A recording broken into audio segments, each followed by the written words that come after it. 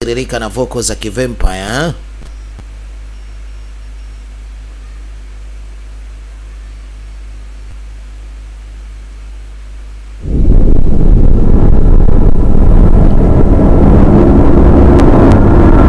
Bwana, kwa kazi wote wa ndani ya pande zile wanazozita Mlandizi, mtakutana na mtu wangu wa nguvu, kijana wangu wa nguvu Rama Kibamba. Na kwa wale wakazi wote wa maeneo ya Vingunguti pale bomba la bure kwa mzee Mjaka, basi pale mtakutana na kijana Side Video Library. Na kule ndani ya Mlingotini tuko na Mo Musa video Mlingotini ya pande zile wanazozita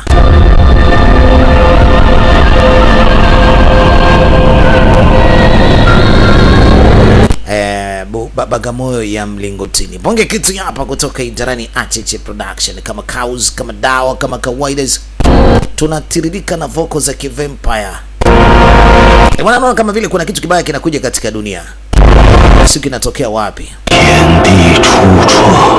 Dunia pamoja na mbingu zilitengenezwa zikatengeneza ulimwengu, lakini pindi binadamu wakiwa wameendelea kulala katika eneo hili, basi upande wa kaskazini ambako kulikuwa hakuna maisha mazuri sana, upande huo kulikuwa kuna vurugu kali ya mashetani.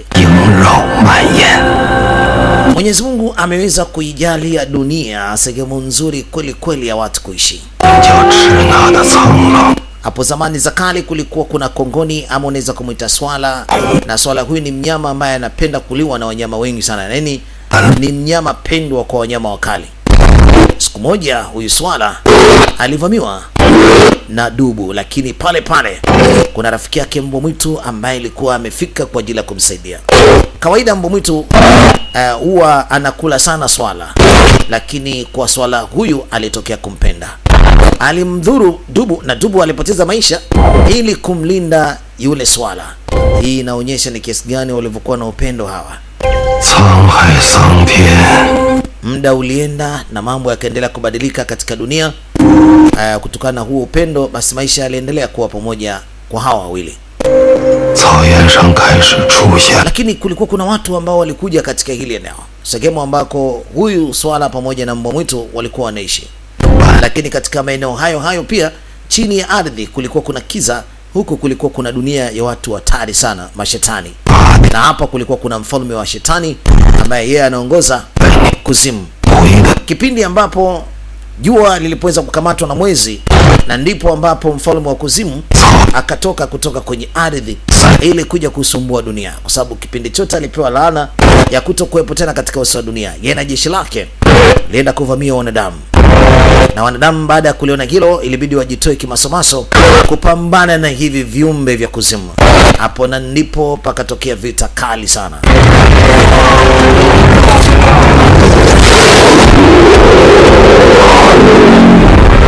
Vita hiyo ilionekana kuwashinda wanadamu mpaka pale ambapo alikuja Golden Warrior anaitwa Sina. Alifika kwenda kusambaratisha huo umati, lakini kitu kikubwa alichokuwa na imani ni kumfyeka kamanda mkuu wa wale jeshi la kuzimu, na alifanikiwa kumpiga katika eneo lake na moyo, na hatimaye alikwenda na maji, alisambaratika na akamrudisha huyu kiumbe katika ardhi, sehemu ambapo naweza nikasema walipotokea. Wale viumbe wote walikamata viungo vyao na kusepa, na Sina akaweza funga ile sehemu ambako mashetani yao wameondoka, yani wametokea, na sehemu ambako walikuwa wameingilia. Alifunga ardhi ili wasirudi tena, na akapiga sildi kwa kisha anaweka ulinzi wa kutosha kabisa. Akaeka maaskari wawili wenye kulinda hizo sehemu wasije kutoka tena. Kwa hiyo akapiga sildi kabisa, na kulikuwa kuna mizimu ilikuwa imekaa pale kwa ajili ya kudhibiti hilo eneo. Alichokifanya akaelekea katika mlima mmoja wapo, na akaweka mkuki wake ni kama bendera kwa upande wake katika mlima huu wenye kuitwa Bogina, ili iwe ni ishara ya amani katika maeneo yote haya.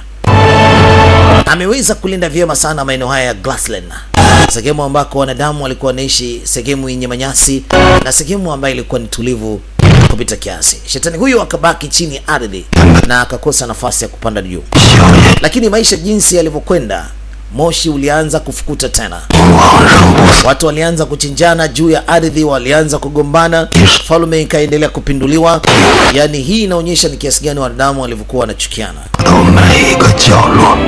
Kwa hiyo ugomvi uliendelea kupandikizwa kizazi hadi kizazi na vurugu zikaendelea kizazi hadi kizazi.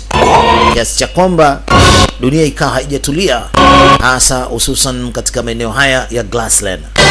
Watu walikuwa wanachukiana na watu waliendelea kuuana japokuwa ufalme ulikuwepo. Lakini mmoja kati ya wachungaji, ama naweza nikasema mtu ambaye alikuwa anasimamia mizimu yao, leo alishtuka baada ya kutambua kuna mtoto ambaye amezaliwa na anaweza akawa ni kama nabii kwa upande wao, akasaidia maugomvi ambaye anatokea katika maeneo yao kila siku. Na huyu ndiye baba wa huyu bwana mdogo ambaye amezaliwa katika uwanja wa vita, na baba anasema mtoto kuzaliwa katika eneo kama hili anaweza akawa ni baraka ya kuja kutusaidia baadaye. Wana kitu kinaitwa Genghis Khan. Naitwa DJ Mark Dimashina kutoka idarani ATH Production kama Cows, kama dawa, kama kawaida. Tunaendelea kutiririka na vocal za kivampire kama hivi. Kulikuwa kuna dunia ya wachawi ambao walikwenda kuwavamia wakazi katika eneo la manyasi, wanasema Grassland. Na katika vita hiyo walikufa wengi sana, wakabaki majemedari wawili. Yani upande wa binadamu wa kawaida na kwa upande wa mashetani. Mashetani leo wamekuja na mama yao na amebaki juu anashuhudia kijana wake alisalia anavyomaliza mwanadamu huyo. Hebu tuangalie hii vita inakuaje.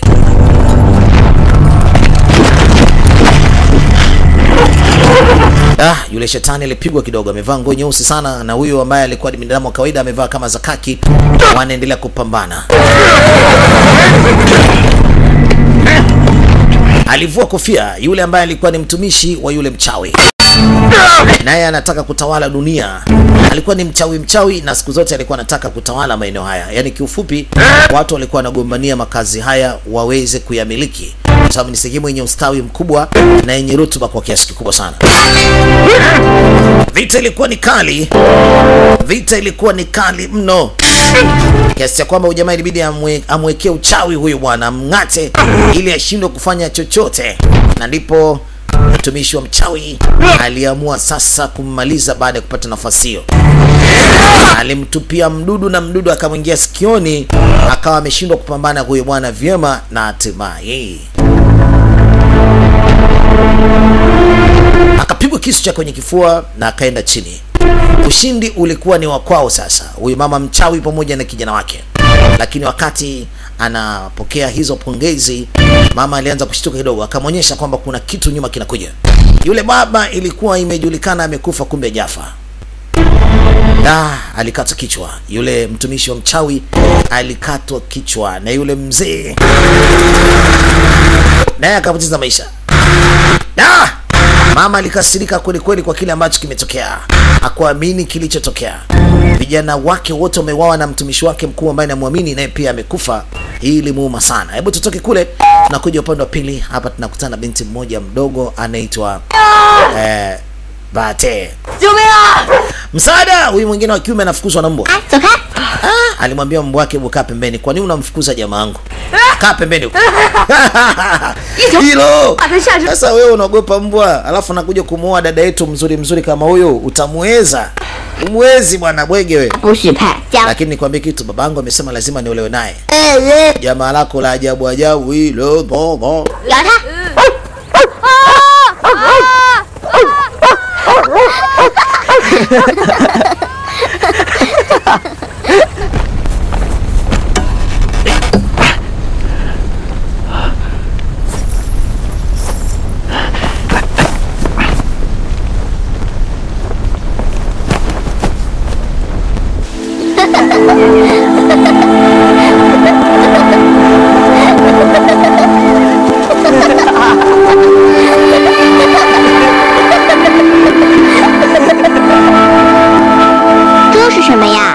是我从娘胎里带出来的泥血，喜欢吗？送给你吧。从娘胎里的。 Haya, binti anaambiwa ya kwamba cheni hii amepewa na babake. Alikuwa ni mtoto wa mpiganaji. Huyu kijana alikuwa ni mtoto wa mpiganaji mkubwa tu, na babake alikwenda katika uwanja wa vita. na ndio maana yeye akaletwa katika ile eneo akae katika hii familia.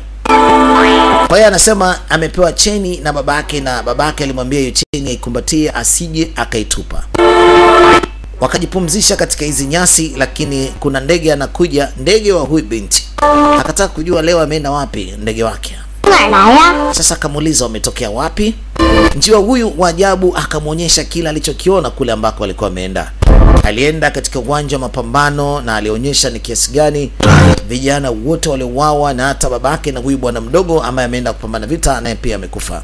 Alionyesha kile ambacho kilitokea. Kuna yule dada ambaye alikuwa ni mchawi aliyeweza kupoteza vijana wake wote mpaka na yule anemtumaini. Alilia kweli kweli na machozi aliyajaza hapa, na machozi alivyojeza kuyajaza yakaelekea mpaka chini ya ardhi ambako anakaa yule shetani, na huenda yale machozi yanaweza yakamfufua yule shetani. Na kweli baada ya machozi kufika kule chini, yule shetani akaanza kuongea na huyu mdada ambaye analia machozi. Akamwambia, Jodai, mimi niko tayari kabisa kukusaidia kwa yule ambaye unampenda akafufuka. Sawa? Mimi niko tayari kukusaidia unayempenda akafufuka. Lakini kitu kimoja, na mimi unisaidie ili niweze kufanikisha mambo yangu.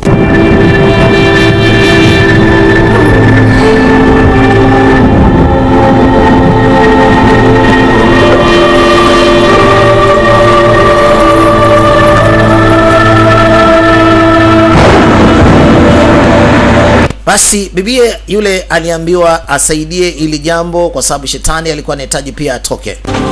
Wow! Binti kaonyeshwa yote aliyojiri. Alikuwa na hofu sana, dunia yao imeshaingiliwa. Timujan! Kijana huyu wa kiume anaitwa na makomando waliotoka katika uwanja wa vita. Wanakuja kumpa taarifa. Timujan, baba yako amekufa katika uwanja wa mapambano. Baba yako amekufa katika vita. Hakuamini, ilibidi apakie farasi faster aende nyumbani. Nyumbani kwao ni mbali kidogo, ni kijiji kinachofuata tofauti na hapa. Lakini binti alijaribu kumwambia Timujani kwanza asiende, lakini Timujani akamwambia Bote, mimi lazima niende. Sasa alichana nguo yake Bote, akamgea Timujani. Alimuomba asije akamsahau, na yeye akamwambia atarudi. Alimwambia nitarudi, ngoja kwanza niende nikaangalie nini kinachoendelea. Binti alilia sana, hakutaka Timujani aende, anampenda mno. Tokea wangali wadogo familia zao zilikuwa ni marafiki, na wazazi walisema wauane, na hakika na wenyewe walipendana. Hiki ndicho kijiji ambacho familia ya Timujani ilikuwa inaishi. Wananchi wote wanakamatwa na kushikiliwa mateka, kupelekwa katika kambi za hawa waliowavamia, mpaka na mifugo yao yote ilichukuliwa. Na huyu ndiye anayefanya huu shenzi. Ni binadamu wa kawaida, lakini ni mtumishi wa mashetani, na ni ndugu na hawa ambao leo hii anawafanyia huu shenzi. Atajali huyu ni dada yake kabisa, lakini anaamua pia kumteka. Timujan anakuja kijijini kwao. Alijaribu kuzungumza na kakake, lakini kaka anamwambia we, na kusamee na beba hao wengine kwa sababu wewe ni mdogo wangu. Anamwacha dadake hapa, lakini wanakijiji wote anawabeba. Timujan anarudi. Hakuamini kuona ndugu zake wako hoi, mama yuko hoi. Anaamua kumfata ndugu ya babake. Anamwambia, Tangajura, haiwezekani uniulie mama yangu, uniulie baba. Alisema yeye, bwana mdogo, sijakupiga nirudishie babangu, na tena rudisha na upanga wa babangu. Kabeba mpaka na upanga wa babake ambao ulikuwa ni upanga wa dhahabu. Alisema, dogo, kama unataka kugombania huu upanga mna shida, mimi nakugea familia yako baki nayo, na pia nataka nikwambie kitu kimoja. Baadaye tukionana na kuacha ili upone, alafu baadaye kama unaweza kuliza kisasi uje kulipiza kisasi. Na kuacha sasa, ila baadaye ukijaribu kunifuatilia sikuache nitakuwa. Dogo alilia sana. Babake huyu ni ndugu wa babake, ndiye kafanya ushenzi wote huo. Maisha yalienda sana, alibaki na mamake, na hatimaye mama leo hii anakata nywele za mtoto wake, anaweka kwenye moto na kumwambia kitu kimoja. Timujan, sasa umeshakuwa mwanaume, kuanzia sasa unaweza ukaenda kwenda kuoa, nenda katika lile kabila ukamuoe Bote. Sababu babako alisema lazima muoe, na babake na Bote alisema muoane. Kwa nenda sasa kaoe, umeshakuwa ni mwanaume wa kutosha. Hapa ndipo katika makazi yao mapya tokea kipindi kile familia yao iliweza kukamatwa. Kwa hiyo ilibidi wakimbie katika ile sehemu ya bustani ambayo ilikuwa ni sehemu nzuri kweli kweli. Sasa wamekimbilia huko milimani, sehemu ambako kulikuwa na miti. Mama anaweka baraka katika safari ya mtoto wake, na ana imani atavuka milima na mabonde kufika katika kabila la yule binti Bote, na leo hii atakamilisha zoezi la familia hizi kuwa pamoja kwa watoto hawa kuoana. Lakini kulikuwa kuna ndege ambaye alikuwa anachunguza kinachoendelea katika haya maeneo, na hatimaye ndege huyu anapeleka taarifa katika dunia ya kuzimu ambayo haiko mbali na maeneo yale, kuambia ni kitu gani kinachoendelea. Yes, hawa ni wale wachawi na miliki yao. Wamekamata mateka kibao, wanawapeleka katika shughuli zao. Hawa jamaa siku zote wanapanda hizi ngazi, na hizi ngazi wanapopanda wanazungusha ya madumu, na ya madumu yanatengeneza njia, yani kiufupi wanashusha minyororo ya njia ambayo ilikuwa inafunga na kufunguka ili kuwaleta na kuingiza mateka. Na huyu ndiye mkuu wa hii miliki sasa. Na huyu ndiye yule bwana aliuawa katika uwanja wa mapambano, aliuawa na babake na Timu Jana, na huyu alikuwa ni mtumishi wa yule mama ambaye alikuwa ni mchawi. Nakumbuka mama mchawi sasa hivi yuko na ushirikiano na wale mashetani waliokuwa chini ya ardhi ili waungane kusaidiana ili warudi katika maisha ya kawaida. Yani wale mashetani anataka pande juu waweze kuidhibiti dunia, waikamate dunia, waendeshe wanavyojua wao. Sasa bahati mbaya maisha yalivyokwenda, yule mama ambaye alikuwa ni mchawi alipoteza maisha na aliyekuwa sehemu ambako hawezi kuoza, ili wapate tiba ya kuhakikisha wanamrejesha duniani. Leo watu wapya wameingizwa ndani, na watu hawa ni kwa ajili ya kupewa majukumu ya kazi. Kuna wadudu wengi wanamtoka huyu bwana, na wadudu wanawakimbilia binadamu hawa ili kuwaingilia katika miili yao, wawaendeshe. Maskini ya Mungu, waliwapa sumu. Wadudu hawa kila wanayemnyafua mtoto wa kike hakuna mdudu anayeishi. Kiufupi hao wadudu walikuwa ni wadudu wa vipimo. Hao wadudu ni wa vipimo. Sasa baada ya kuona wadudu hawa wamekufa, wanawadondosha wasichana wote ambao walikuwa hawana maana. Kwa hiyo hao wadudu walikuwa ni wa vipimo. Damu zao zilikuwa zinahitajika kwa ajili ya kumfufua huyu mama. Kwa hiyo mdudu akifa, damu inakuwa ni sumu. Kwa hiyo haitaweza kumsaidia huyu mwanamke, lakini mdudu akiishi na aking'ang'aa, basi damu hiyo itamsaidia huyu mdada.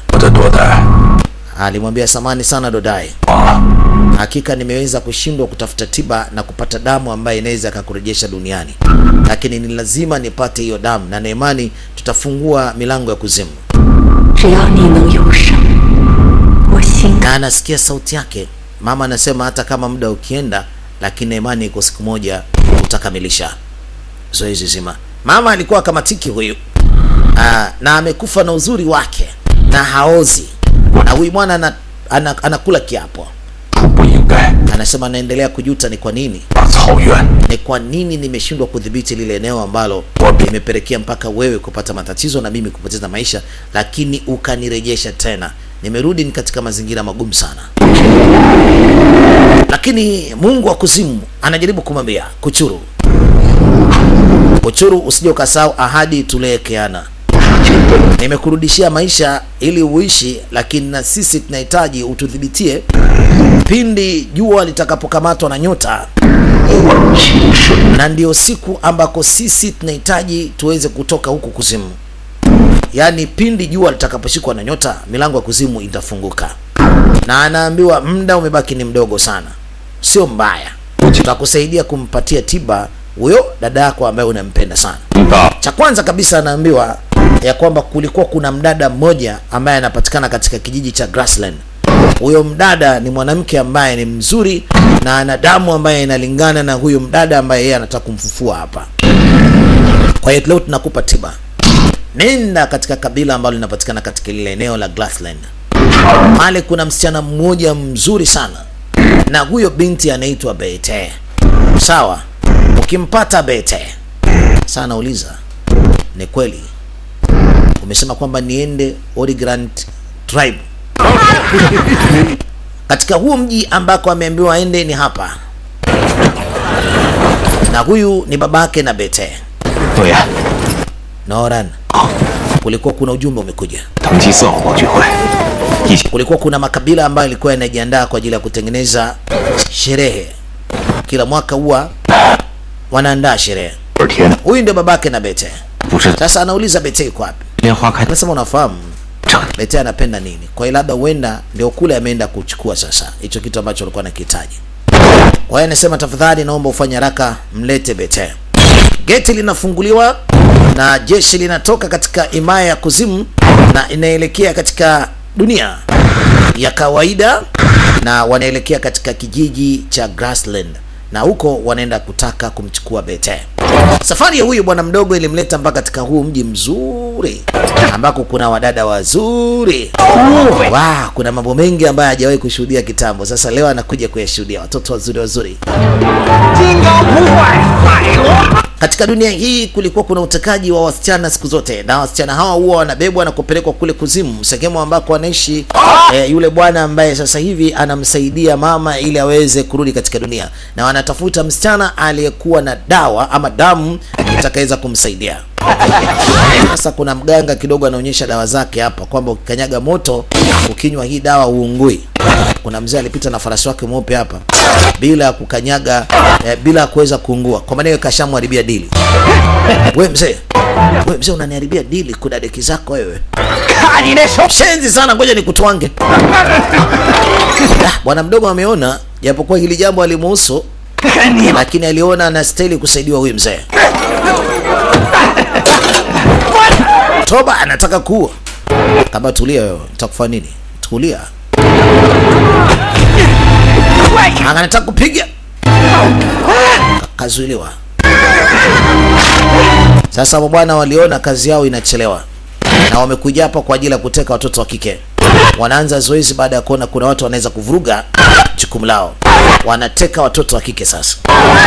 Ni kabila baya ambayo limepewa kazi ya kuhakikisha wanateka wasichana wenye umri ule ambao wameambiwa, na mara nyingi wanawapeleka kwa yule jamaa ambaye anamiliki mizimu kule ili amfufue yule dada ambaye anaitwa Yudai. Cheki maskini Mungu, watoto wadogo sana wanatekwa. Sasa hili anapata kuliona, akaona hapana, haiwezekani. Jambo ambalo alimuhusu lakini lazima alisaidie. Anaamua kupambana. Anasaidia binti mdogo kama huyo. Tuangalie vita hii inakuaje. Huyu mzee na farasi wake hakuamini anapomuona huyu bwana mdogo jinsi gani anapopambana na hawa jamaa. Huyu amemtambua huyu kijana. Jinsi anavyopambana na sura yake hajamuona siku nyingi, lakini leo amemuona. Ni Tamujina, ameshamjua.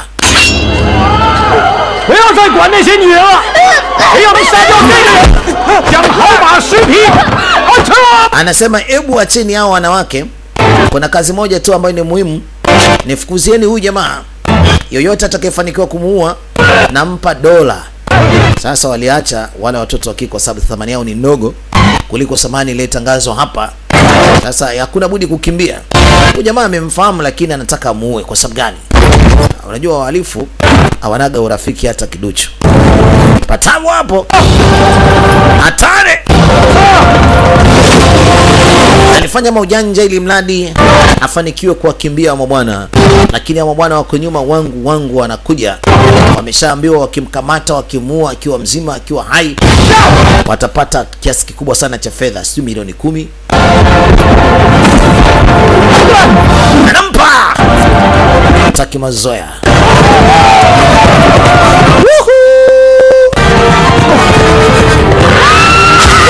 Bahati mbaya anaingia katika mtego bwana. Kulikuwa kuna mitego wana kijiji walikuwa wameiweka hapo.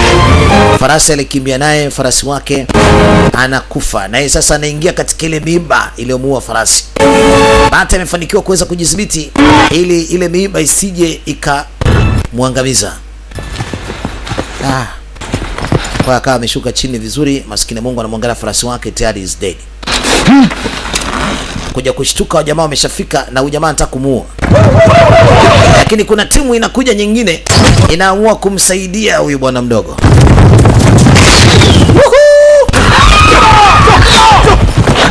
Ni wahalifu lakini wameamua kumsaidia huyu.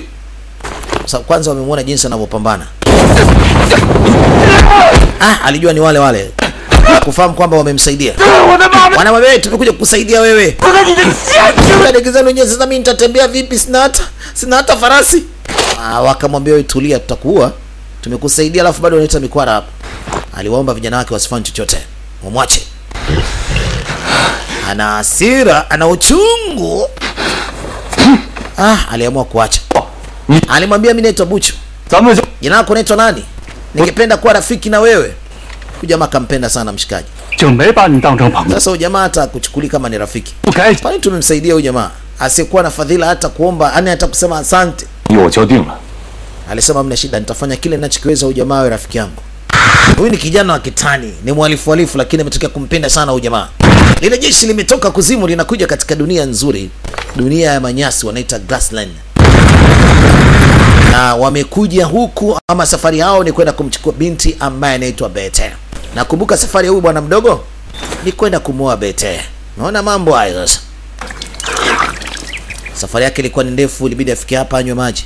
Mara kama yule mzee ambaye alimsaidia kule. Shangaa sana kuona mzee amekuja saa ngapi hapa. Na akati hapa mpaka anakunywa maji ya kumuona. Wewe mzee, si ndio yule ambaye nimekusaidia kule? Alimwambia sikiliza nikwambie kitu. Umeniambia wapi? Na ninajua kwamba bwana mdogo wapi unaenda. Kwa mzigo ule ubeba utafanya safari ya siku 3. Lakini kama unatembea bila mzigo ni siku moja. Alisema kwa nini nisipande iwe farasi iwe safari ya siku moja? Alimwambia farasi wangu anaitwa Alan. Sidhani kama anaweza kukukubali. Alisema sio mbaya. Ngoja atimke. Lakini bwana mdogo, utawezaje kwenda kuoa alafu na una majukumu ya kutetea dunia na we mwenyewe tamaa yako ilikuwa ni kusaidia dunia?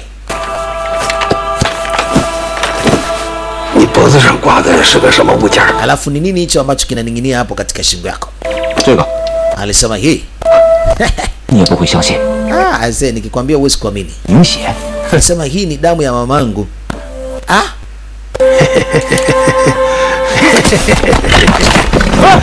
Mzee kachukua farasi kabeba. Mungu wangu, mzee alichukua ile cheni na farasi kaichukua. Farasi wangu. Yule mzee tayari kachatoka katika mazingira ya ajabu. Cheni yake imeenda, farasi ndio yule anasepa. Na huyu farasi hata mjui ni ametokea wapi na huyu mzee. Ila farasi kuna deki zake kakimbia na cheni yake. Kakimbia kachoka. Wewe farasi unanihangaisha, niletee cheni yangu.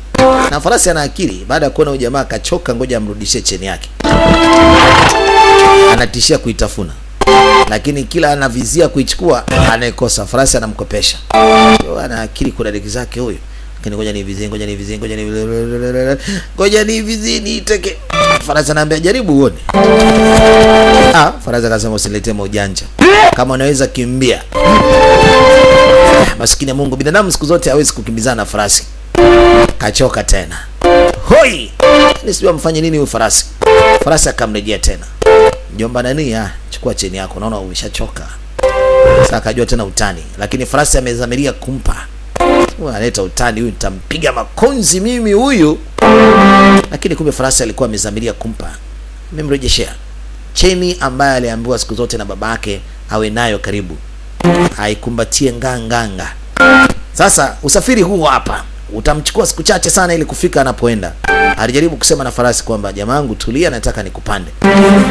Siku zote farasi kama hakutambui hawezi kubali umpande. Lazima akushushe. Lazima kukubali kwanza. Sasa akampanda. Farasi amtaki baba na ana nguvu. Lakini jamaa akamngangania. Kama ukimngangania hivi mwisho siku anakukubali, anasema yes. Kila akitaka kumshusha wapi. Jamaa akangangania. Akipeleka miguu juu tu miwili. Akafanya akakukubali. Hebu tuone kama atafanya hivyo. Wakati ule jeshi la kuzimu linakaribia kufika katika kile kijiji, na mdada mmoja ambaye yupo katika hii safari alimwambia kamanda wake wakivuka hiyo milima hapo mbele, basi watakuwa wameshafika katika lile kabila, na katika hiyo mji ndiko kuna huyo msichana wanayemhitaji.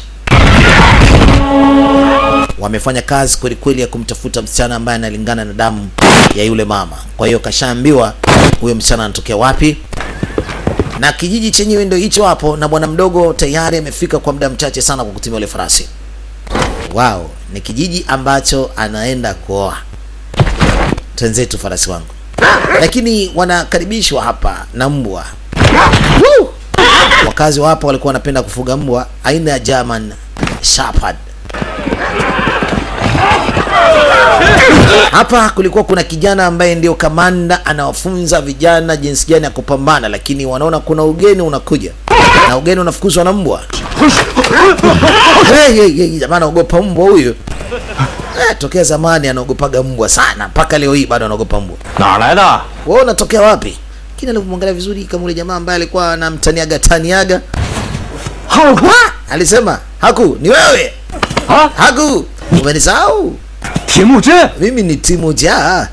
Ni lai wo men wonji la gan sha? Wewe umekuja kufuata nini hapa? Nimekuja kukomoa bote. Ni.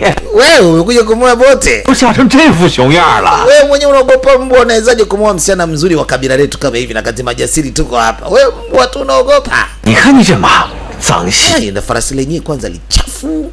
能把它压折。 Hebu toka huko ulipotoka bwana. Hebu mlete kwanza ufarasi. Na muiba kuanzia sasa hivi. Si akampanda. Farasi akamkataa kuna digi zake. Farasi anafanya hila kumwangusha ujamaa. Kamwangusha. Jamani, mna shida bwana, huwezi kumpanda farasi wangu. Farasi akatoa mlio mmoja wa ajabu sana kiasi cha kwamba wenzake wakaitikia. Lakini mara nyingi farasi wakipiga kelele kama hivi kuna jambo. Labda huenda wameshtuka kuna kitu kinakuja katika kijiji chao.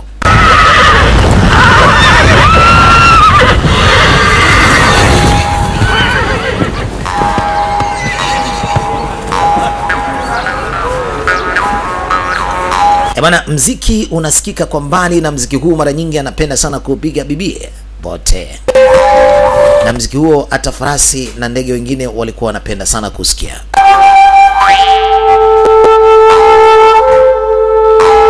Binti anakuja kumpokea mpenzi wake wa enzi hizo. Ni muda mrefu hawajaonana, amesikia amekuja, anakuja kumpokea. Binti uzuri ulizidi, yani alizidi kuwa mtamu. Jamaa naye amekuwa ni handsome wa kufa mtu, yuko vizuri.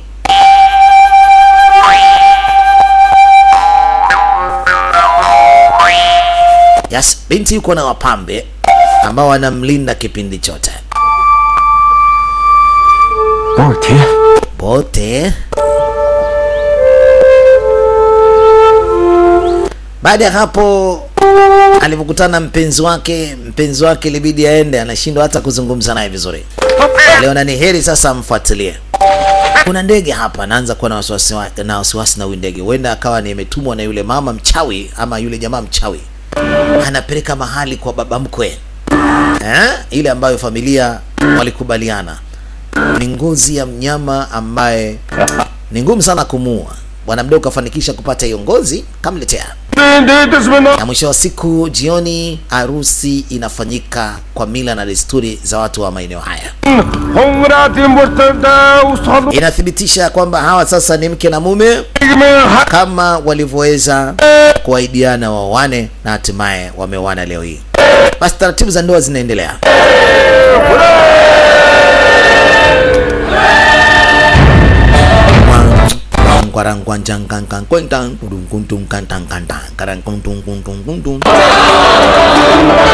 Yes, mke na mume sasa ni furaha usiku, lazima mambo yetu yale.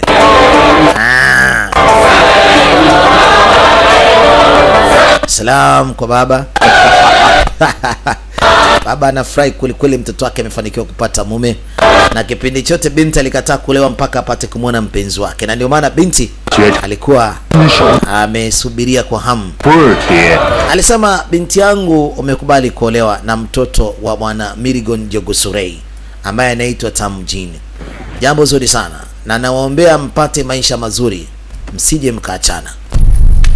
Sasa binti chumbani anamletea mkwara, anamwambia, wewe mbona ulikuwa uji kuniangalia?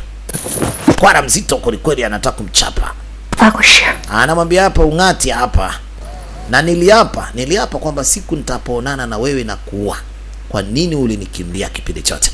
Lakini jamaa anamwambia, nilikuwa nakukumbuka, umeona kitambaa chako hiki bana, siwezi nikakusahau, na ndio maana leo hii nimetimiza ahadi yangu kwamba nitarudi. Njoo basi bibie, nipe hata juisi hiyo. Binti naye anatamani juisi. Unajua ni kitambo hajaguswa. Wale mashetani wameshafika Grassland, na yule njiwa sio ndege wa ajabu nilikuwa nasema huyu na wasiwasi naye. Analeta ujumbe kwa kila alichokiona.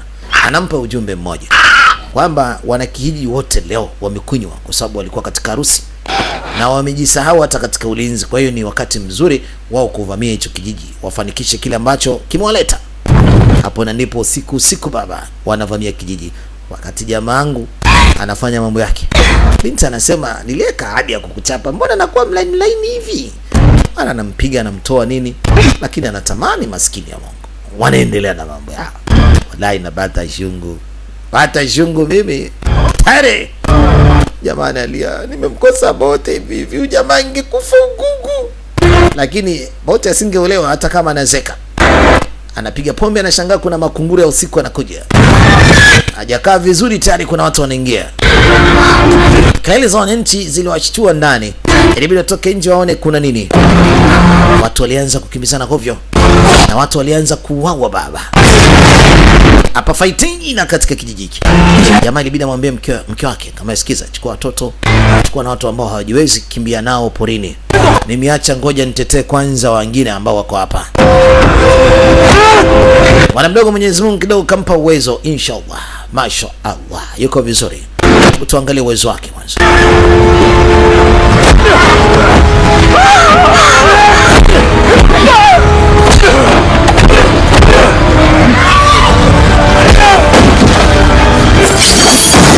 Ameonekana na msaidizi wa mchawi anamdondoshea mafurushi haya. Binti na cheni moja ya ajabu sana, kaikwepa. Unijue, kamata hiyo. Jamani, endeleeni kukimbia, lakini mna tahadhari. Na muhitaji mwanamke anaitwa Bote. Kasikia sauti, ilibidi asimame, na alijua wengi watauawa kama yeye ndiye anahitajika. Jamaa amekuja, anasema anamuhitaji Bote. Bote ni mke wa mtu na huyu ndo mume wake. Na muhitaji Bote.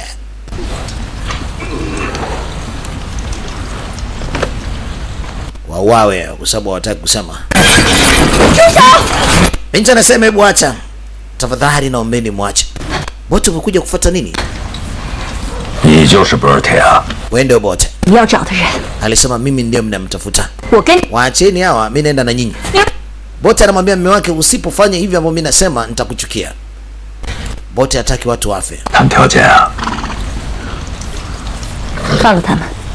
Hebu ache waende. La, najua. Sababu alijua kama anahitajika akiwa mzima, basi akijua itakuwa ni shida. Anataka kujua kisu kinaondolewa kwa mambo ya ajabu sana. Yaani kwamba kwa mizimu, kwa miujiza. Na istoshe binti anapeperushwa, anapandishwa juu.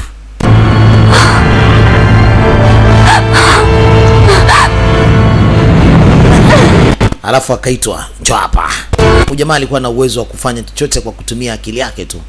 Yaani akakifikiria nikupandishe, akakushusha, kuzibua kibao, basi anageuza.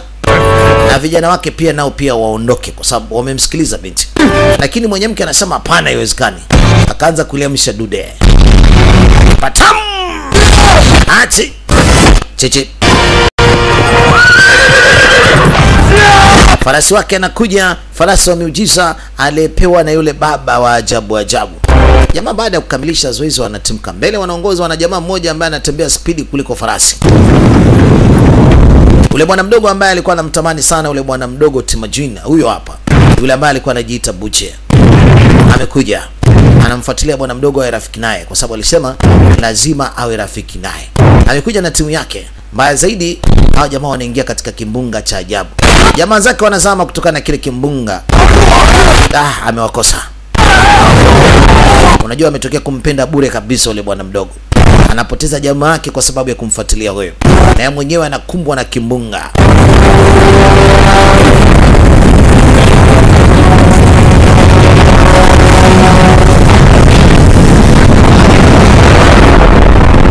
Mwenyemke anasema haiwezekani hata kama kimbunga kinakuja na hichi kimbunga kimwachi mtu salama. Anaingia humo ndani ya kimbunga lakini anakutana mtu anabiringitwa vibaya.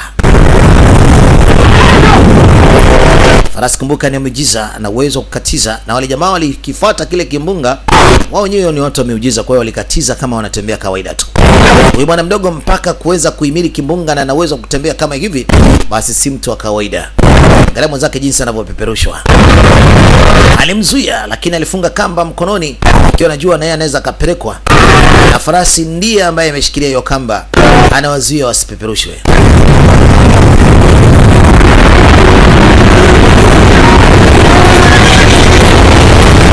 Kimbunga hiki huwa kina muda. Kinapita ndani ya dakika 10 ama 20. Farasi alijaribu kuwazuia vile anavyoweza wasiondoke. Amefanikiwa kuwashusha chini. Yes. Sasa wako salama, wako wazima. Na kimbunga kikapita. Buche alisema lazima awe na urafiki na ujamaa. Nadhani sasa watakuwa wamefanikiwa. Lakini kumbuka ya kwamba kulikuwa kuna baraka ambazo zilikuwa zimewekwa na mpiganaji wa zamani, na wengi wanapenda kuja kusali katika ile eneo ili waweze kuomba amani. Na pale juu kumbuka kuna nini? Kuna ngao, na kulikuwa kuna kitu kama mkuki ambao uliachwa na Sina ambaye alikuwa ni mpiganaji mkubwa katika hii dunia. Wanakula kiapo kusaidiana katika kila jambo, na jamaa ameshakuwa na rafiki wake sasa. Sasa huyu mdudu anatumwa kupima damu ya bibie, na kama damu ya bibie itakuwa ni chafu isiyokuwa yenye uwezo wa kumsaidia ule mdada, huyu mdudu atakufa.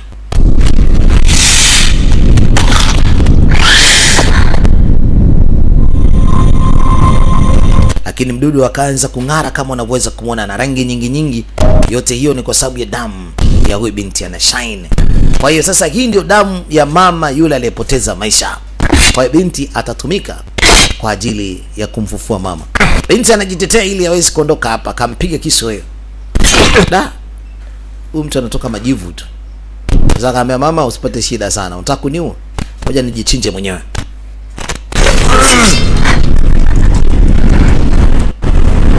Huyu mtu anafuka moshi. Kumbuka ni maiti. Na alisaidiwa kurudishwa duniani na hawa mizimu. Na hawa mizimu sasa anawatumikia. Alisema mbona kisu hichi ni hatari sana. Nimejikata. Sikiliza nikwambie kitu. Ni upendo tu mama alikuwa ameniambia ni ufanye kwako. Kwa hiyo siwezi nikakudhuru. Kama unataka kichwa chukua, iko hapa. Jamaa kichwa kingine kikaota. Ujamaa nuksi. Sasa umeshaniua, si ndio? Umeshaniua. Sasa ni zamu yako ufanye kile ambacho mimi nakitaka, sawa? Nataka nitumie damu yako kufungua geti la kuzimu.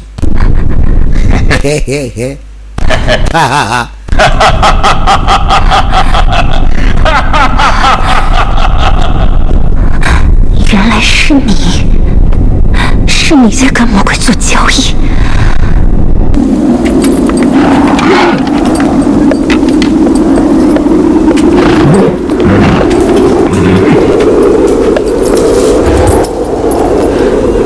Haya, safari ya kuelekea katika dunia ya wale mazimwi ilikuwa si mchezo. Wakati ule mazimwi wamechukua watu wengine kwa ajili ya kwenda kuwafanyisha kazi.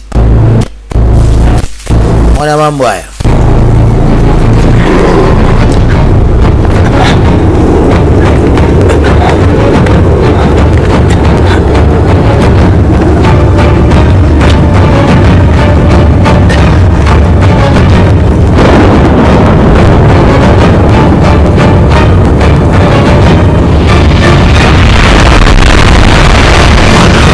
Wote wanapanda juu na wanatafuta nafasi ya kujificha na wajaribu kuwasaidia wenzao ambao wamekamatwa chini, wanaingizwa katika himaya ya hawa mashetani.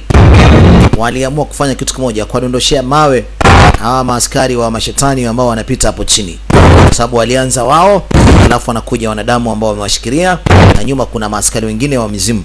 Kwa hiyo sasa hawa mbele acha wapigwe kwanza na haya mawe. Wanafanya haraka kabla wenzao hawajakatiza pale, kwa sababu wanaweza wakauawa binadamu wa kawaida. Mawe yanaanza kuwashukia, lakini kumbuka pia kulikuwa kuna barafu zinadondoka juu, kwa hiyo watafute sehemu ya kujificha fast, la sivyo barafu zitawapeleka mbali. Bahati mbaya ziliwakumba na wao pia.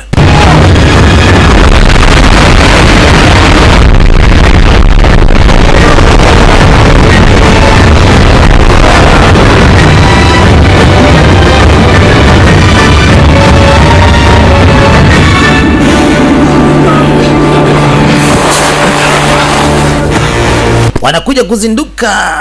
Ile mizimu walikasirika kuona wanadamu wamewaletea ujinga. Waliwafumania, walianza kuwachapa. Walishikwa nao pia mateka, wakaingizwa ndani himaya ya yule bwana ambaye anajiita Chakuru. Kwa wao nao pia wakawa ni mateka.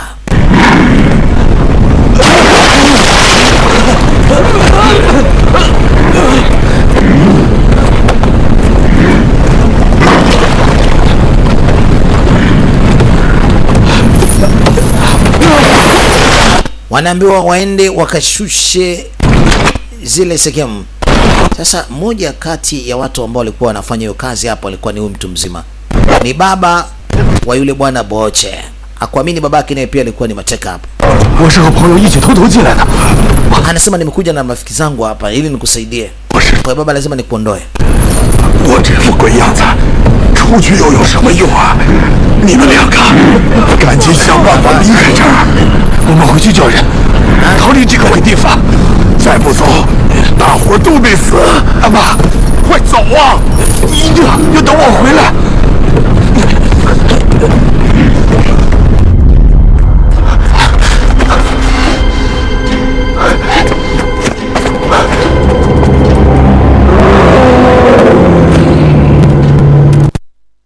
Jiweza wanalishwa kwa mnyama mkubwa ambaye yuko hapa chini, lakini kumbuka wamekuja kumkomboa pia bibie. Kwa hiyo wanajaribu kupiga mahesabu watafikiaje kule alipo binti wamsaidie.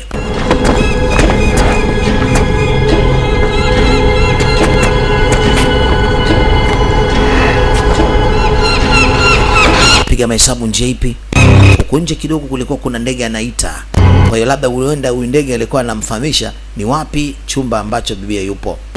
Baada ya kupata hizo hisia, alitoka nje anapanda ukuta huu ili aende juu. Ni kweli kule juu kuna ndege takribani watatu. Huenda walikuwa wanampenda sana bibie na ni rafiki zake. Nakumbuka alikuwa anapenda sana ndege. Kwa hiyo ilibidi apande juu ili kwenda kumpa msaada.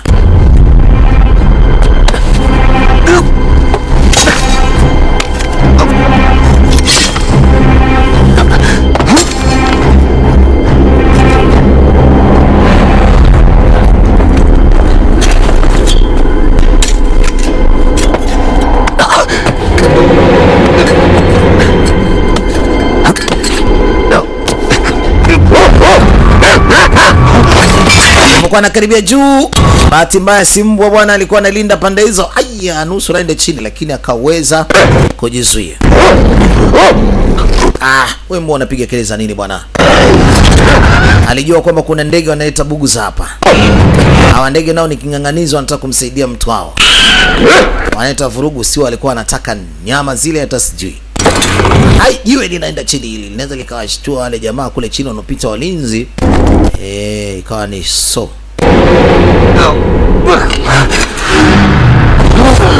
Akajikuta jiwe linamdondoka. Jamaa yake anataka kuzuia, kashindwa. Jiwe likagonga mbao, wakacheki juu kuna nini? Wakagundua kuna watu. Dogo ilibidi ajiachie. Unajua yeye ana huyu dogo hatari sana, ndio maana alikuwa anamhitaji bwana mkubwa. Haogopi. Nenda chini kupambana nao hawa. Tane!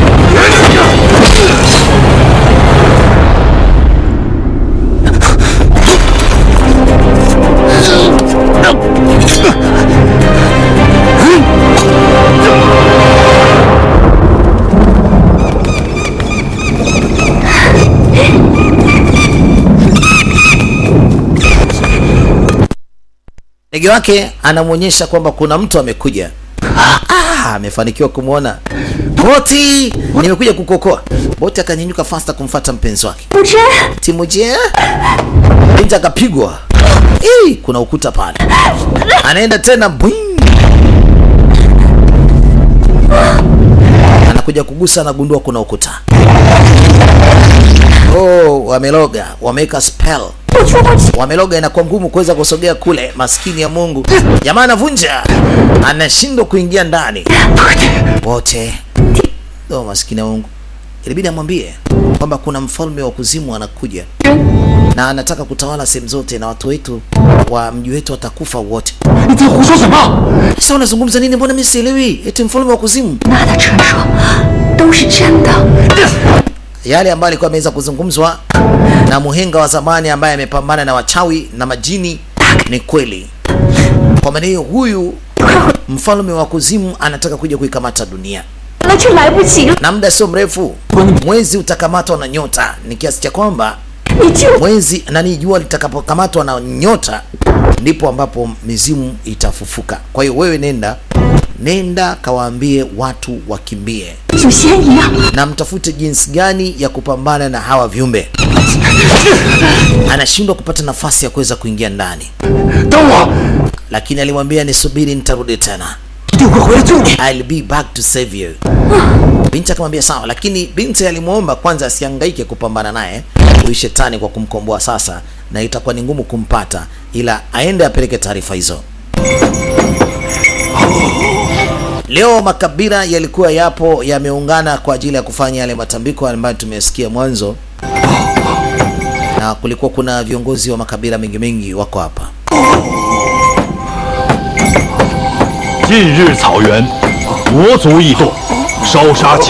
Na huyu ndiye alikuwa msimamizi wa mzimu, anajaribu kuangalia watawezaje kuzuia ushetani ambao unakuja katika maeneo yao.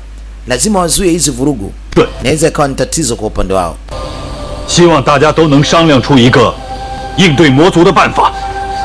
Na huyu alikuwa ni mfalme, anajaribu kuzungumza na watu wake makabila tofauti tofauti, waangalie jinsi gani tutakaweza kupambana na watu. Ghafla vijana wawili wanakuja, na babake na Bote anakuja kumuuliza kijana huyu alikwenda wapi katika ile vita ya jana mpaka akamwacha mkewe kaondoka. Anamuuliza Timujie, ulikuwa wapi wewe? Baba, nimekutana na Bote. Nilikwenda mpaka katika sehemu ambako washenzi wapo. Mfalme alimshika huyu bwana mdogo, anamjua. Sasa ndugu yangu bado unaogopa mbwa mpaka leo. Mfalme anamjua bwana mdogo, ni binamu yake. Binamu yangu huyo, naona umekuwa. Lakini huyu mshenzi ndiye aliweza kuteka mamake kipindi kile, akamwacha, lakini aliteka watu wengine. Huyu mchungaji kama vile anamjua, ni ule mzee ambaye alimpatia farasi. Basi na ndipo viongozi walikaa katika jukwaa hili wapate kuzungumza wanafanyaje ili kuweza kukomboa watu wao.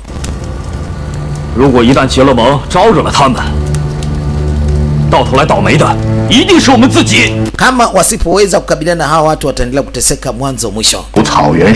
Wameshateka watoto wetu wa kike wengi tu. Na hatujajua kwamba watoto hawa wanapelekwa wapi. Kwa maana wanamaliza vizazi hivi. Kila mmoja anasema la kwake. Na kulikuwa kuna ugomvi hapa, watu wanapingana. Wengine wanasema tuache, wengine wasiache. Sasa hebu tuambie kile ambacho ulikiona wewe bwana mdogo. Alisema nimeingia mpaka katika ile familia ama katika himaya ya kishetani kwenda kumfuatilia mke wangu. Na mke wangu ameniambia muda sio mrefu mashetani wanasema jua litaweza kukamatwa na nyota. Na hapo na ndipo wao watafungua mizimu. Kwa hiyo amejaribu kutuomba kwamba tukimbie. La sivyo wote watauawa. Lakini anasema haiwezekaniki tuwakimbie hivi. Lazima tupambane nao. Lakini ni miaka 900 sana. Miaka 900 aliyasemaga mpiganaji wetu Sina kwamba wanaweza wakarudi. Labda huenda ni kweli hawa viumbe watarudi tena baada ya jua kushikwa katika eneo letu. Lakini lazima tuhakikishe kwamba eneo letu linakuwa katika hali ya usalama. Ujamaa alitupa kile kisu kwanza. Hamuamini hata kidogo huyu bwana mdogo. Alisema sikizeni niwaambie kitu. Hizo ni hadithi. Na hizo ni hadithi tu ambazo ni za kufikirika. Nani alikuwa shuhuda kwanza kwa kile ambacho umekiona na kile ambacho umeambiwa na huyu mwanamke wako? Unaweza kuthibitisha vipi? Mimi naona tu ni mjinga. Anataka ugomvi wake na sisi tuingilie. Lakini hata hivyo huyu bwana anasema kitu anachokisema bwana mdogo huenda ni kweli na sio kitu cha kupinga. Sasa hapa cha kuangalia na jinsi gani anaweza kwenda kutoa msaada. Lakini wewe kwa nini unapinga kile ambacho wahenga pia walisema kwamba hawa watu watarudi siku ambako jua litashikwa tena? Unajua mimi sipendi kuona binadamu wanakufa watu wasiokuwa na hatia. Sasa kupeleka watu huko ni sawa sawa na kwenda kupeleka watu wasiokuwa na hatia wakachinjwe. Kwa upuzi wa huyu bwana mdogo, mbinu anataka kutupa hapa ni mbinu za kipumbavu. Timje, unataka kumuona mke wako ama unataka kumuona? Tulia, usilete vurugu hapa. Vurugu zimekuwa ni kubwa sana. Sasa na ndipo mfalme alisema ni heri, sababu hapa pameshakuwa na upinzani huu na ule. Basi waweke kama kamtiani fulani hivi. Kama mtihani ukifanikiwa kila kitu kitakwenda sawa.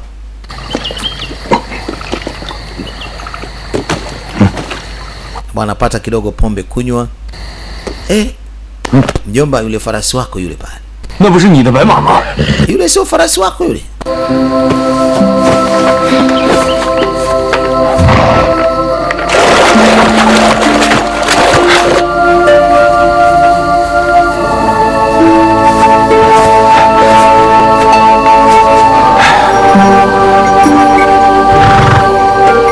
Mara mchungaji alimwona mtu ambaye anasimamia dini. Walivyofanya kidogo kuwapa heshima, mchungaji kaenda aonekani. Farasi ndiye kabaki.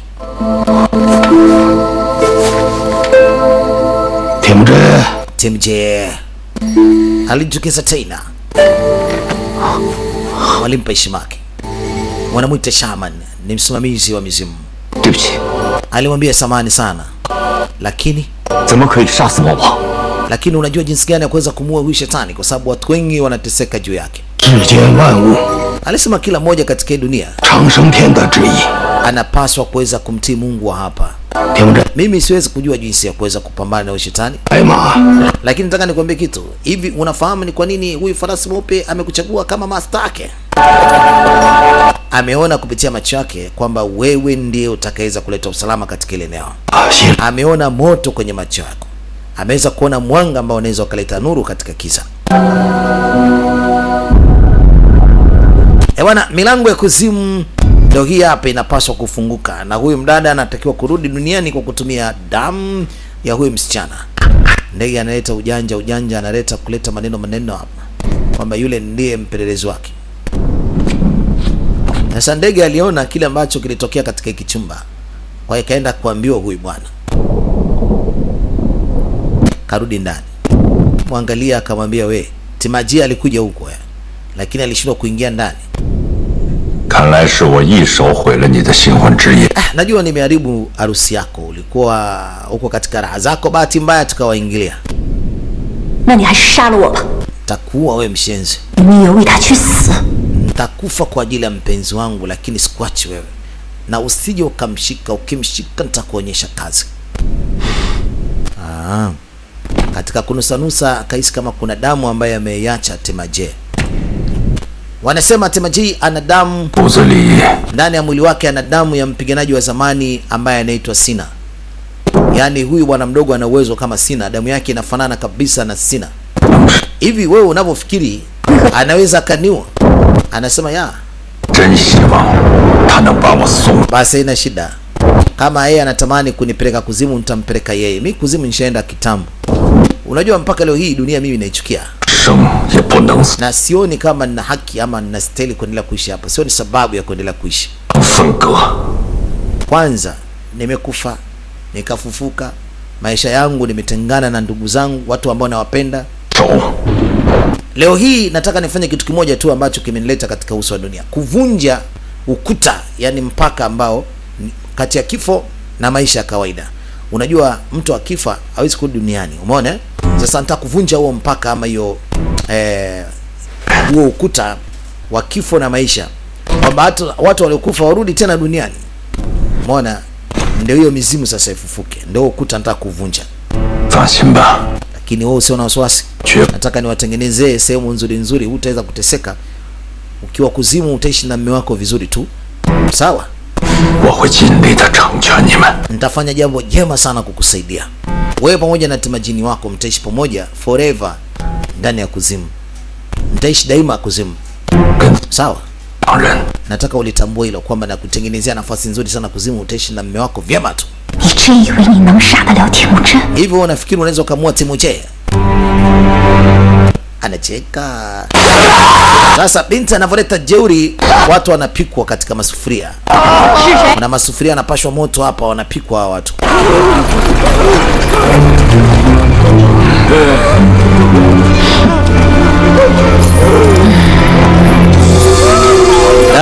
Huyu mwanamke ananyoka, anakata minyororo, watu wanapikwa.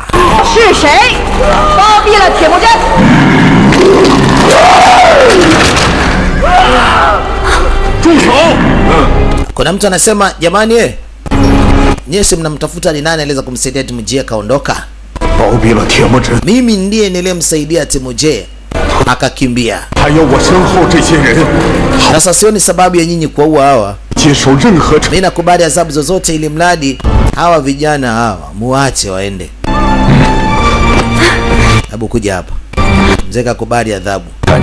Sasa nataka uniulie huyo mzee hapa. So many people have this end. Unajua watu wengi watakufa ni kwa sababu ya Temujie. Sasa mimi nataka nikupe nafasi moja, niulie huyo mzee. Nataka mwenyewe afe na stahili adhabu. Kasema basi adhabu yetu sisi hapa ni kifo, tuulie huyu mtu. Oya, 只要你亲手射死他，其他人我可以既往不咎。姑娘，你看看我的样子，活着还不如死了。你就送。 Anasema binti, we niue kama ni kuishi nimeshaishi kwa muda mrefu sana. Binti anagairi, anasema hapana, itabidi nikutwange wewe. So jamaa alipokuwa mjanja akasogea karibu na yule mzee kwamba binti kama akilenga ya kwepe amue huyu mzee. Kuna wengi wanasubiria kupikwa pale katika yale masufuria mipasho moto. Binti akachili kumua huyu jamaa. Huyu jamaa hawezi kupigwa hivi hivi. Cheki alivyozuia kitu. Sasa akikaa pembeni, huyu mshale lazima upite. Bado uko na kasi yake, unataka kupenya hapo. Sema inakuaje kama nikikaa pembeni hapa? Binti anawahi ili auzuie ule mshale usiende. Alafu anaruhusu ile ngao iachie. Ule mshale uende ukamaliza mzee. Mzee anaenda chini.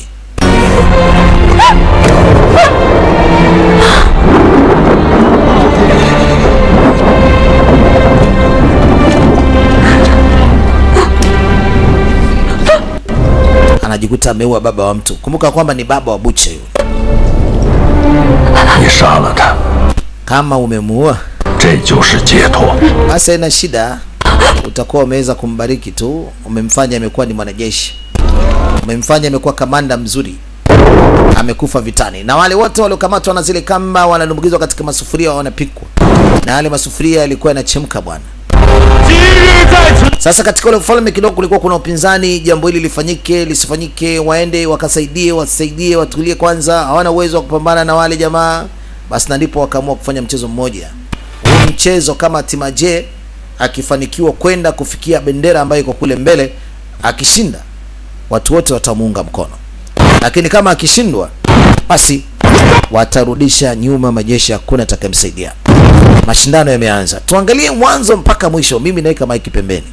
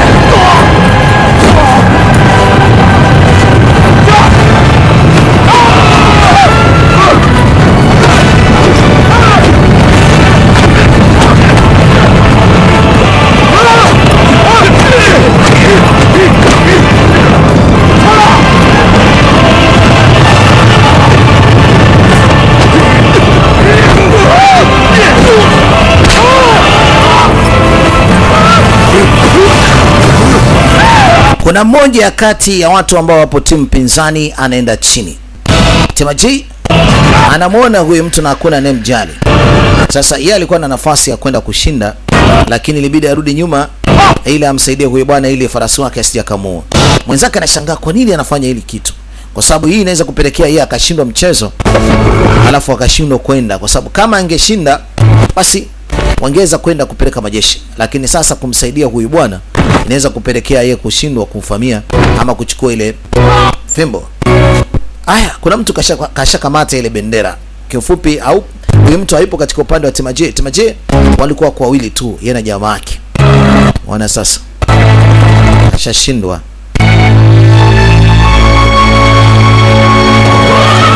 Jamaa yake anakuja kumlaumu Temaje kwa makosa aliyofanya, ameshindwa kukamata bendera. Hii inapelekea yeye kushindwa kupata majeshi ya kumpeleka katika uwanja wa vita. Anamchapa Temaje. Kama ungeshinda tungeenda kusaidia raia. Sasa unafikiri bila Bote utawa nani mwingine? Wewe mpuzi kweli wewe. Alisema Bote ndio mke wangu pekee, hakunaga mwingine. Kwa hiyo lazima amsaidie tu, hata kama iweje, hata kama jamaa watakataa kupeleka majeshi.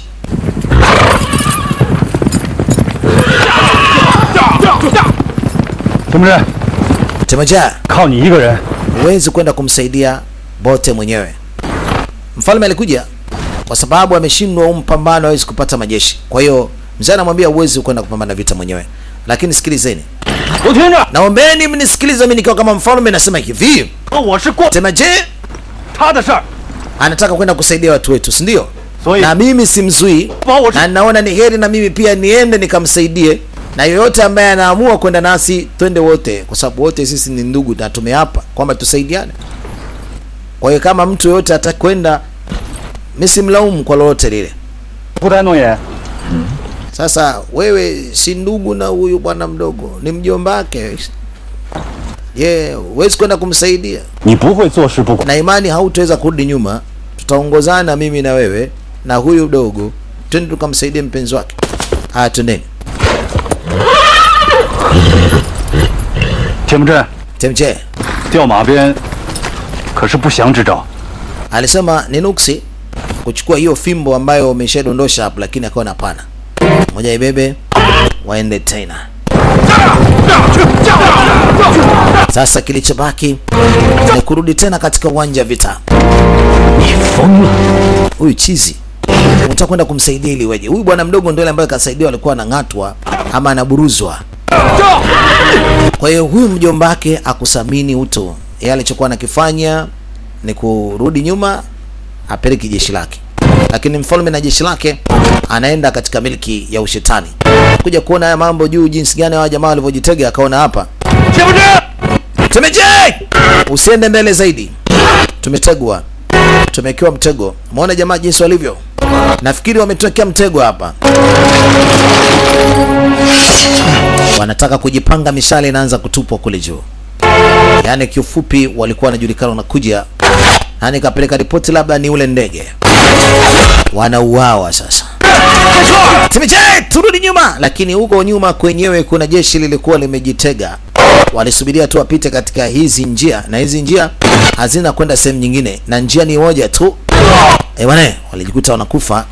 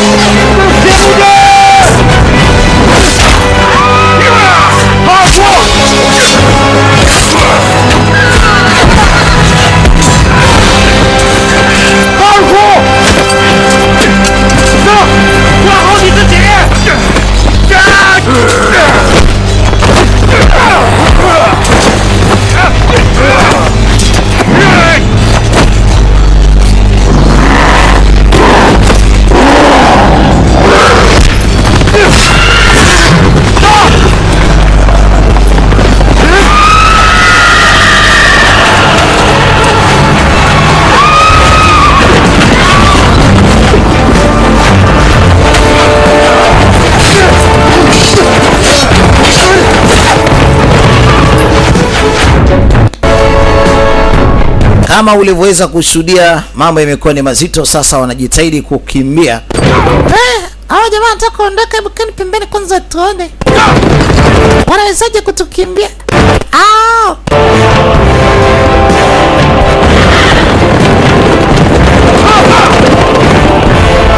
Hawakujali, wanapishwa wapite ndani kwa sababu walikuwa wanaingia ndani kwenda kumkomboa binti. Binti ameshikiliwa, ndio walikuwa wanataka kutoa sadaka sasa. Wanataka kumtoa sadaka. Cheki jamaa alivyokwepa mshale. Hatari sana huyu jamaa.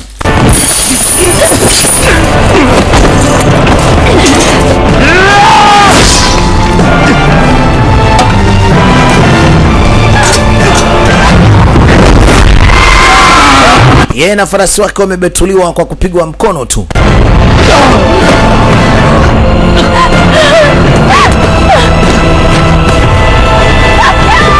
Nasema niache. Niache huko.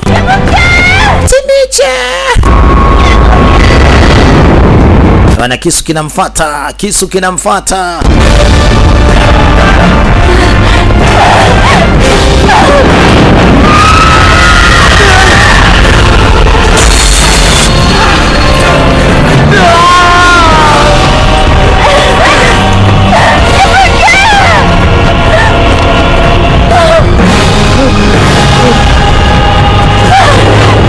Binti anaamua kwenda kumsaidia mpenzi wake, lakini akavutwa, akamwambia we, usilete mazoea. Kaa pembeni, wewe ni muhimu kuliko kitu kingine. Mwache jamaa yako afie mbali. Kisu kilizuiliwa na yule farasi. Farasi alikuwa na kisha bwana mdogo apati madhara, sababu yeye ndiye kila kitu katika uso wa dunia. Anaenda chini maskini. Binti naye anaenda pembeni, kapishwa pembeni. Wawili wote wanazama ndani ya maji. Farasi kabla hajafa, kwa sababu kapigwa kisu sehemu mbaya. Cheki anachokifanya. Damu nyingi zinamtoka, lakini anaamua kumsaidia bwana mdogo kumtoa katika hii dhahama ili waelekee sehemu moja itakayokuwa safi. Kambeba. Unataka kwenda kufanya nini? Unafuata maiti ya dadangu, unaenda kufanya nini? Unaenda kufanya nini? Alisema uwezi kupata tone hata moja la damu yangu.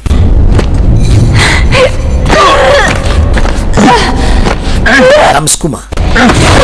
Oh, shot.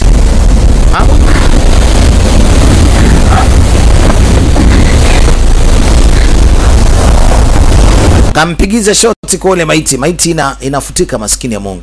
Hakutakiwa kuguswa. Sasa dada ambaye alikuwa anataka kumrudisha anaenda. Anasema dada rudi. Dada rudi, usiende. Lakini dada ndio huyo anaishia maskini. Anashika unywele ndio unaenda. Dodai usife. Tafadhali ukae nami. Kae nami karibu. Lakini dada ndio huyo anafutika maskini. Anaenda.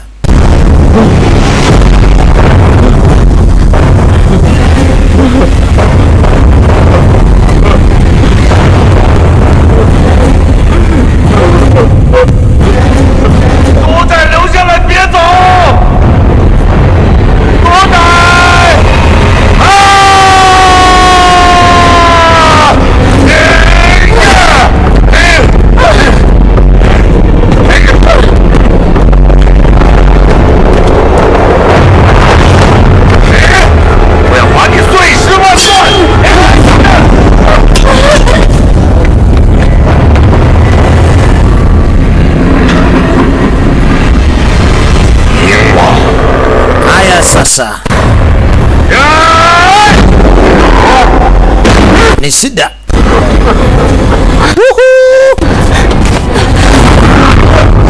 Jamaa anataka kumua binti kwa sababu amesababisha yule dada ambaye alikuwa anampenda anataka kampoteza. Lakini majini akamweleza, we, unakumbuka tumeidiana nini? Huyo binti usije kumuua. Nifungulie kwanza milango ya kuzimu wewe. Ambaye usinzingue bwana, usinzingue. Dadangu ameenda, unaniambia nini? Akatengeneza hasira naye pia. Huyu dadadeki jinsi alivyo ndio hivi, ana mapembe huyu jamaa. Kumbe ana mapembe.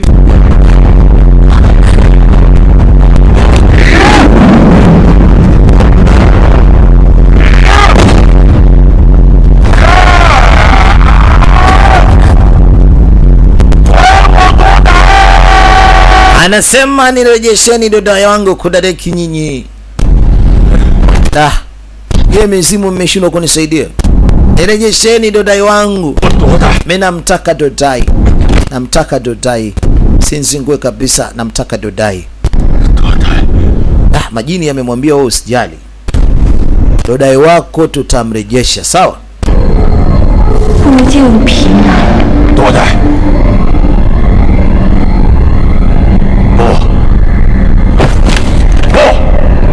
Hapana. Haiwezekani dodai wangu akaenda hivi hivi. Kuchuru. Nimeshakwambia muda sio mrefu nyota itaifunika nuru ya jua. Nisaidie ili niweze kukamata dunia, alafu mimi namrudisha dodai, alafu na kukabidhi na eneo lile la watu ambao wanaishi kwa sasa linakuwa ni la kwako. Sawa? Acha kuleta upuzi, fanya kile ninachokueleza bwana. 我们一言为定。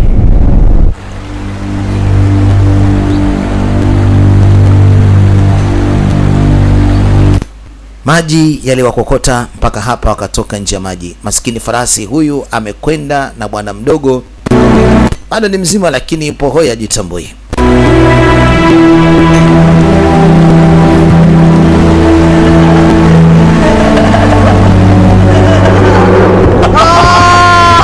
Akiwa yuko pembezoni mwa maji alianza kuyakumbuka mengi. Naona fahamu ndio inaanza kuja sasa. Anamkumbuka babake wako juu ya farasi wanacheza.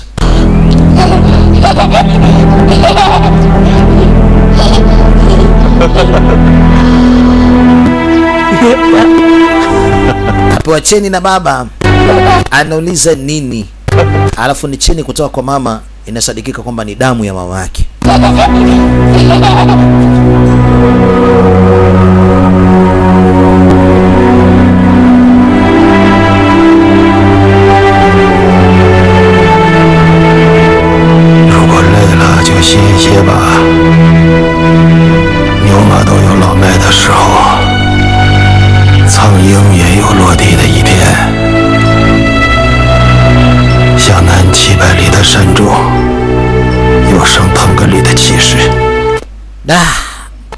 Alijua yuko na majukumu bado makubwa, majukumu mengi. Mambo ndio hivyo. Maskini Alan wasalan. Alani wake yuko hoi bintabani. Alan ndio anakata roho tena.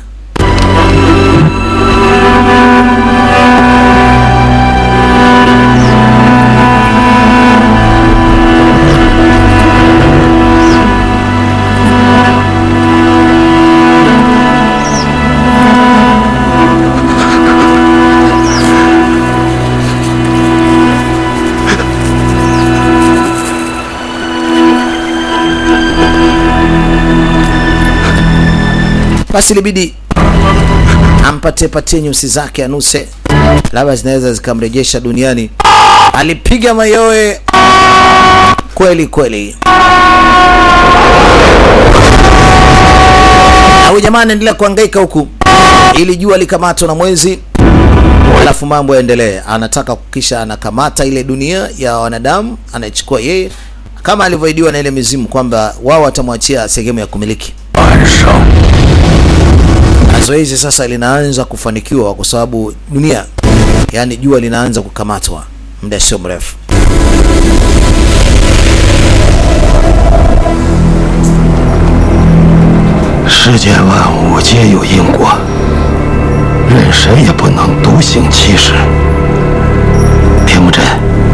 Temuje, aliambiwa ni lazima aeke kwanza mambo yake pembeni ili aweze kufanya kazi yake vizuri. 决定草原命运的时刻终于到来了。铁木真，你敢不敢担此重任？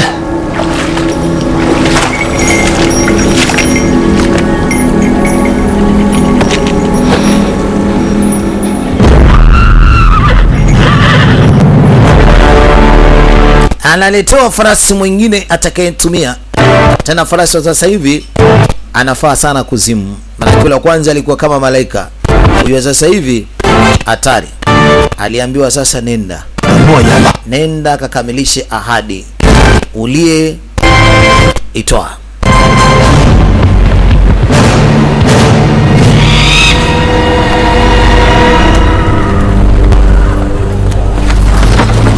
Wananchi walianza kuhama katika ile eneo. Maana walijua kinachofuata baada ya mwezi kushikwa, si ujua kushikwa, yani hakuna atakayesalia, wote watakufa. Waliobaki, mfalme anasema atabaki nao kuangalia jinsi gani atakavyoweza kuilinda nchi yake.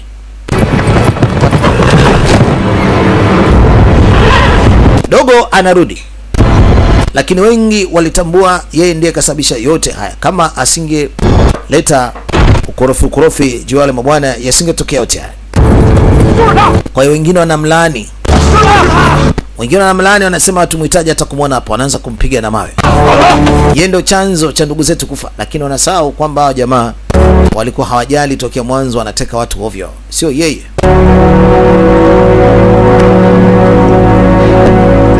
Alienda kuzungumza na mfalme wake.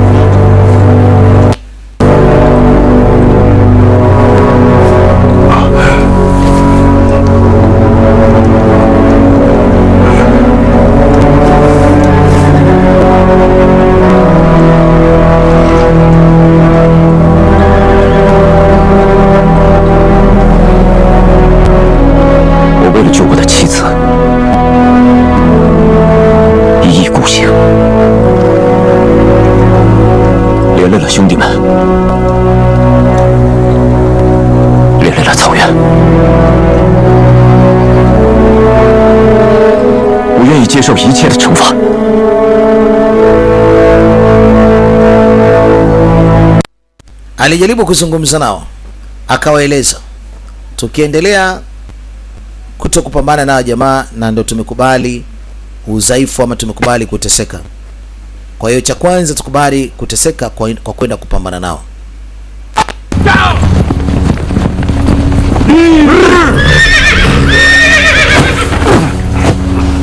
Leo hii kuna watu ambao walikuwa wamekataa kwenda kupambana, wamerudi wanasema sisi tuko tayari kuungana na nyinyi. Japokuwa bosi wetu alikataa kwa dadiki zake, ndio tumemleta huyu hapa. Mshenzi huyu bosi. Ni mjomba wa huyu bwana mdogo, lakini ni mshenzi.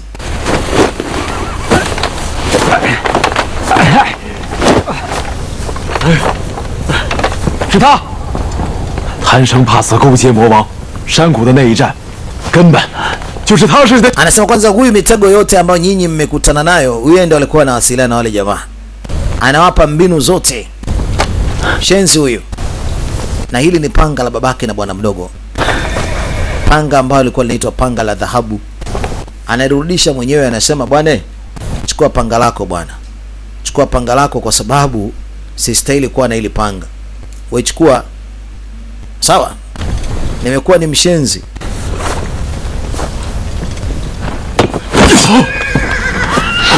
Kwanza akamfuata na huyo. Kama alikuwa anajua tokea mwanzo ni kwa nini hajalisema wote nyinyi si watu wazuri. Kwa hiyo kilichobaki hapa, hakuna mbaya, hakuna mzuri, waende wakapambane kwa sababu bado nafasi wanayo, wajitolee, warejeshe eneo lao kabla alijachukuliwa. Waleke sawa. 作为仇人，我本应该杀了你。作为草原的叛逆者，长生天也不会容你。我可以选择第三种死法吗？让我死在战场上吗？说到底，我也是草原生养的，我不愿意让我死了之后。alitubu dhambi zake zote kwa kile ambacho alikuwa amekifanya. Anampatia panga la babake na mbona samani nilichukua ile panga kitambo sana. Kwa hiyo tusameane tu, chukua panga hili. Sasa anawaambia jua linakaribia kushikwa sasa hivi. Sasa kama jua linakaribia kushikwa, tukitulia hatutaweza kusaidia dunia yetu zaidi ya kwamba tutakubali wauawe watu wetu. Na mashtani wako kila mahali. Sio kwamba mmepata nafasi ya kwenda kujificha. Watakuja mpaka huko ambako mtenda kujificha. dunia nzima itabebwa na wao, 脚下的 na tutakuwa chini ya miliki ya jamaa. Watafanya kile wanachokitaka wao, ili kizazi chetu kisije kikaingia katika matatizo. Tusaidie nchi yetu kama mababu zetu walivyoweza kupigana kuitetea dunia yetu, na sisi tunaendelea kuishi vizuri. 数不清的生灵， Kwa hiyo lazima walinde kila kitu kilichopo mpaka misitu. 看着他们 Wasiwe mashuhuda wa uharibifu kama huo ambao unakuja na maadui zao. 去的我，一个人是一个队伍。 Alisema yaliyopita Sindwele waungane wote wawe kama timu. 一个队伍。 Natumaini utapambana ukiwa kama mtu ambaye unasaidia dunia yako na si vinginevyo. 边拧成一股，才会有力量。我们必须团结一致，共同抗敌。 Tuungane, twende tukapambane na maadui zetu. 我将以苏勒定为号。 Yenda anatangulia sasa. Wawe na moyo mmoja tu. Na anasema lazima atawaongoza kuelekea kwenye ushindi. Na swala kubwa ni kwenda kuchukua ule mkuki wa bwana Sina. Uliachwa hapo miaka mingi. Sababu huu mkuki unaweza ukawa una uwezo wa kumfyeka mkuu wa mashetani. Basi walipanda katika kile kile cha mlima ambako Sina alienda akaupaki ule mkuki wa amani.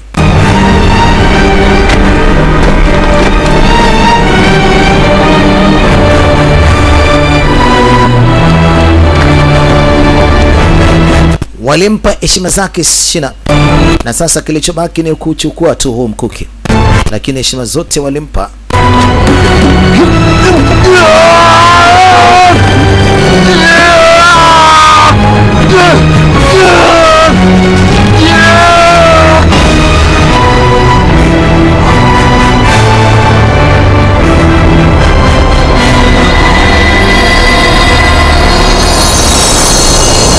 Nuru ya ajabu ilijitokeza baada ya bwana mdogo kushindwa kuchukua ule mkuki.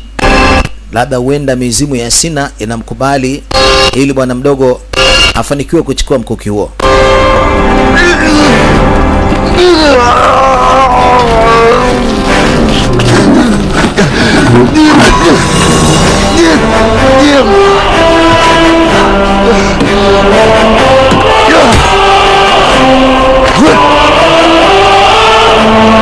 Sasa je?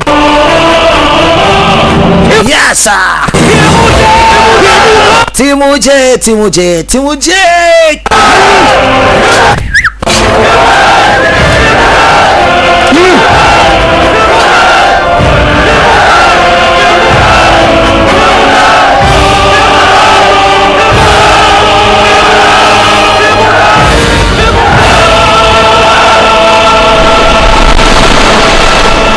Sasa wote watakuwa nyuma yake. Jeshi sasa linakwenda katika uwanja vita katika himaya ya wale mashetani. Kuna kinachosubiriwa tena. Hapa ni kusaga tu na kuelekea huko. Na bahati mbaya zaidi sasa jua linaanza kukamatwa na mwezi. Na njia zilianza kufunguka taratibu. Na wananchi hao wamekaa tayari kwa ajili ya kuchinjwa. Na rafiki yake na Timuje yuko pale. Farasi kama vile anakuja mwenyewe, kumbe kuna watu wamejificha bwana.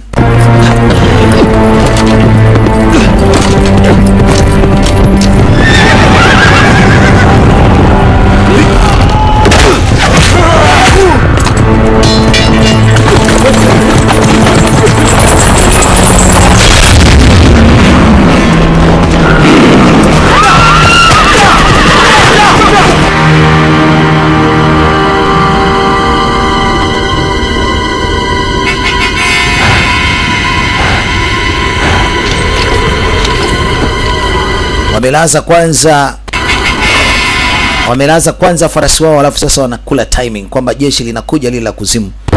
Inaonekana kwamba jeshi limeshtukia kwamba kuna watu wanakuja. Kwa hiyo wakalaza kwanza. Tulia.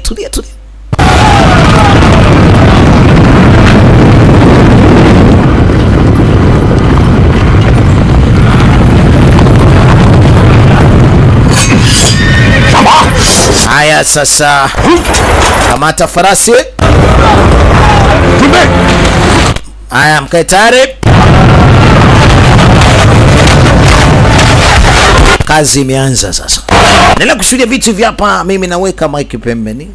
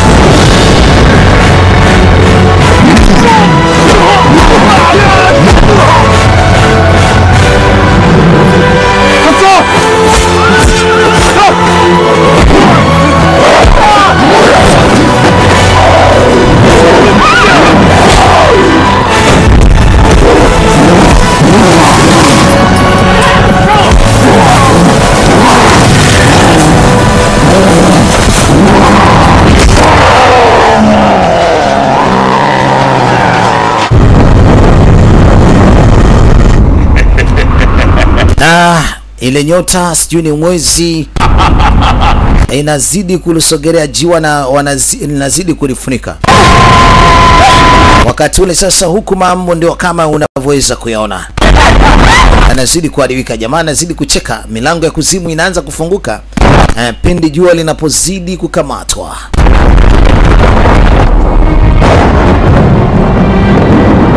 Sasa jeshi la kuzimu limekaa vyema na wananchi wamekaa vizuri. Kule upande wa kiza tayari umeanza. Yani hii ni kutokana na jua kuanza kushikwa. Huku bado kuna mwanga. Sasa watu wanaambiwa neno la mwisho kabla ya kuingia katika uwanja vita. Anasema wao ni jeshi kakamavu, wanaweza wakachukua kila aina ya mji kwa kutumia mapanga waliokuwa nayo, mapanga imara kuliko mapanga mengine katika dunia. Wana uwezo wa kumfukuza shetani na wakamaliza hili jambo, lakini wakiwa na mwili mmoja wa kujiamini, wawe na nafsi ya kujiamini, na wao ni mashujaa katika hii sayari.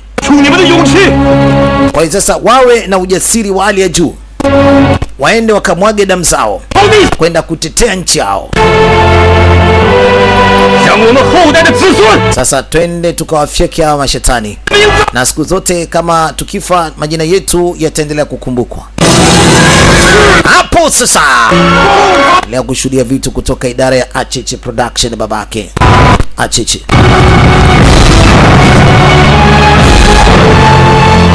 Wanasubiria kwa hamu, alafu magoma yanapigwa huku baba. Yaani hawa wanaingia na wadada katika uwanja vita. Endelea kushuhudia kama kawaida, na weka mic.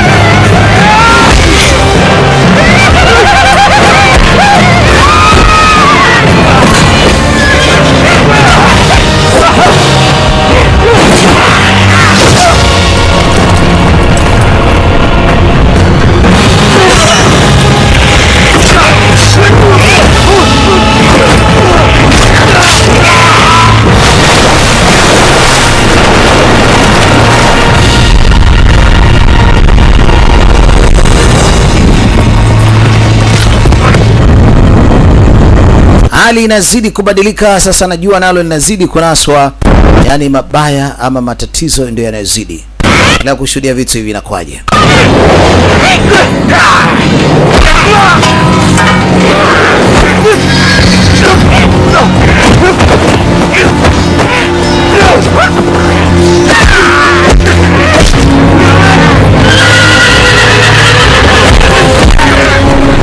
Akaka jamaa kamefanikisha kuuawa, yaani kameuawa aka.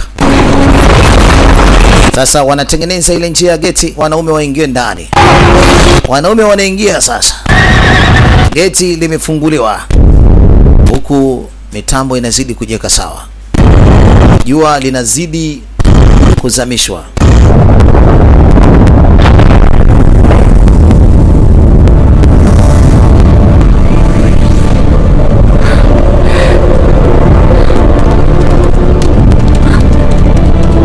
Sasa mdudu anatumwa kwenda kufanya nini tena? Ala, ametumwa ili amng'ate bibie ili damu zianze kutoka.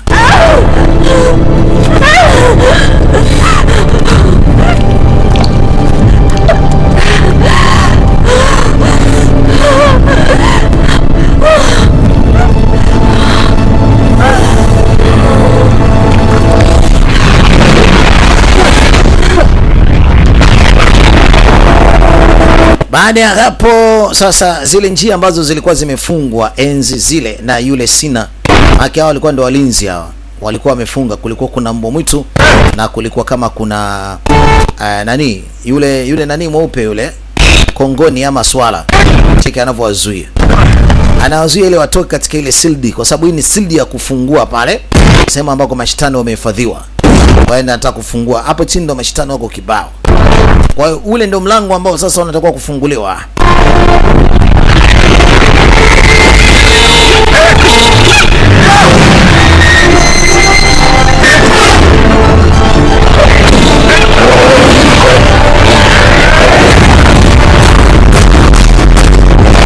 Anafanikiwa kuangamiza ile sildi na hatimaye milango sasa inafunguka. Kuna vyuma vinajiachia, vinabomoa kila kitu hapa chini na milango inafunguka. Sasa washikaji wanakuja wale kutoka kuzimu sasa.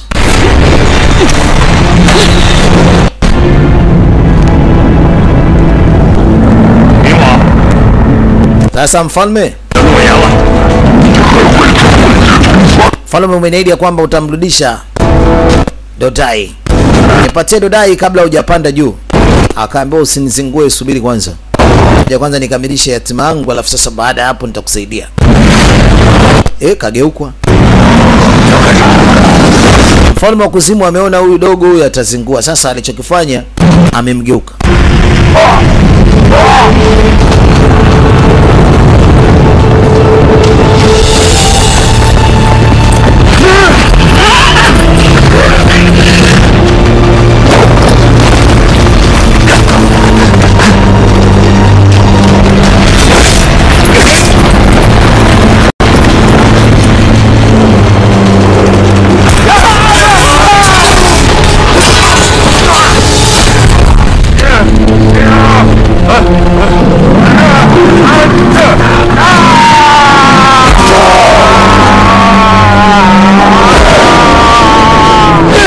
Huyu jamaa jinsi alivyogeuzwa sasa ni hatari. Labda shetani anataka kupita katika mwili wake ili atumie. Sasa yeye kaekwa pembeni. Hakuna cha Dodai, hakuna chochote.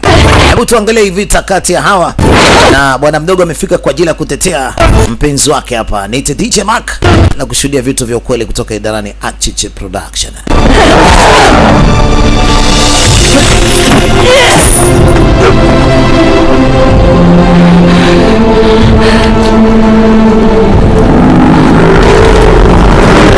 Huyu binti kauawa na kitu ambacho kipo nyuma kama mzimu hivi.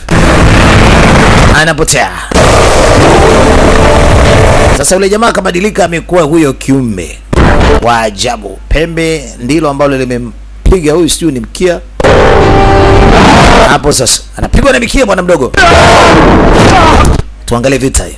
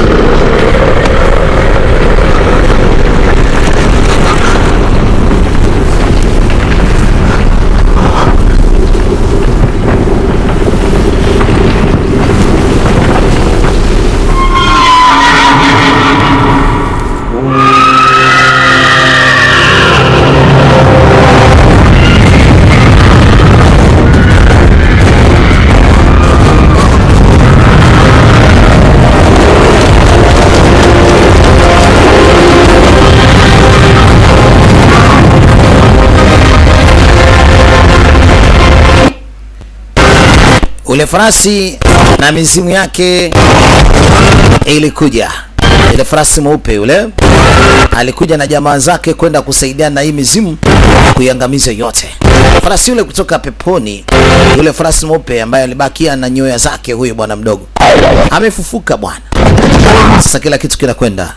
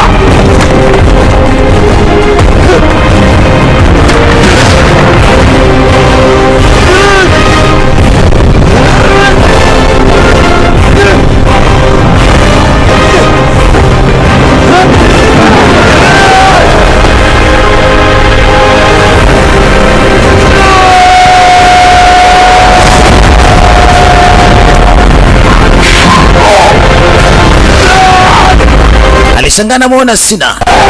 Lile shetani ndio hili hapa limeingia katika mwili ule bwana mdogo ambaye alikuwa anamhitaji dadake Dodai amrudishe. Sasa anamwambia Sina, ulikuwa unajua kwamba utaniua tena, lakini wewe sikuniua.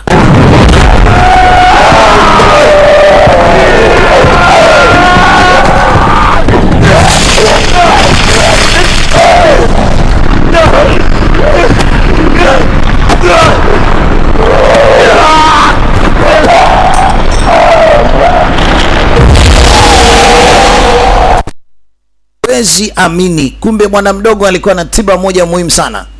Ile cheni ambaye alipewa damu ya mama yake, kumbe ina uwezo wa kuua mashetani. Si yule si alishika ile cheni baba. Na mbaya zaidi sasa jua limeanza kuachwa. Kwa kama jua limeanza kuachwa, hawa jamaa hawana la kufanya, wanaungua wote kichwana. Wanakimbilia ndani, wanarudi tena kule kule, na kaka yao si baba yao ndo anakufa huyo.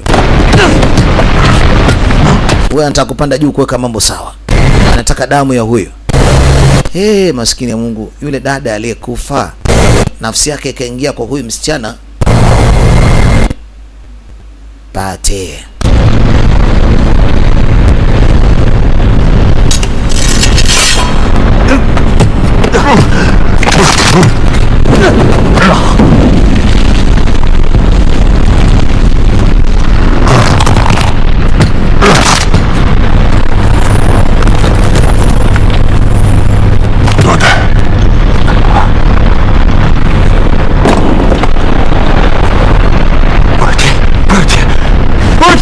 Boti, boti.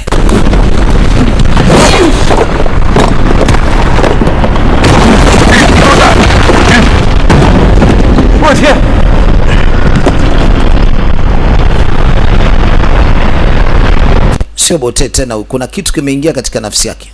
Lakini jamaa anajaribu kumweka sawa binti, ili ajue yeye ni bote. Timuja. Nafikiri anaishinda ile nafsi. Jamaa anateketea, haamini macho yake. Totai, mimi naenda huku, naomba uje. Sasa huyu akimfuata kule kaisha. Huyu anamfuata. Bote usiende.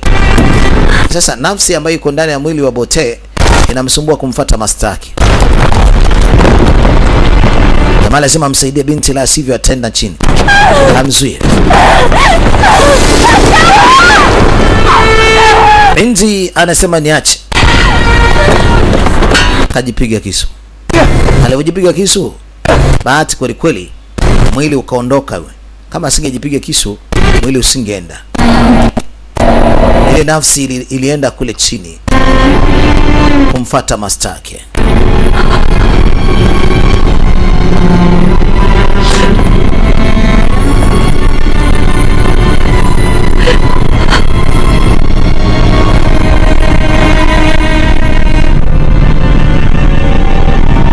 Haya, baada ya kujipiga kisu anakufa yeye ama ile nafsi ndiye ilikuwa imepata madhara? Kumbe yeye ndo anaumia. Yule binti kaacha mwili huu. Kwa hiyo Bote kaumia. Jamani, ndio wote ndo tumekufa hivi jamani. Yale ambayo tulikuwa tunataka tuyafanye katika ulimwengu ndio yameishia hapa. Nafsi yangu inaumia.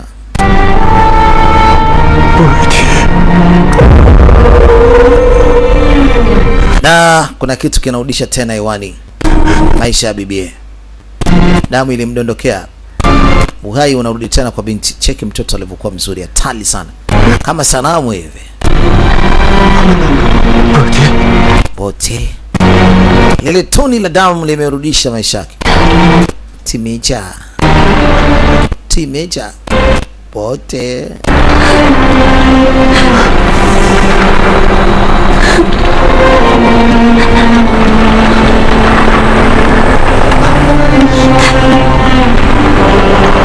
Ndio hivi sasa kumeshapambazuka na kilichobaki wapate kuondoka.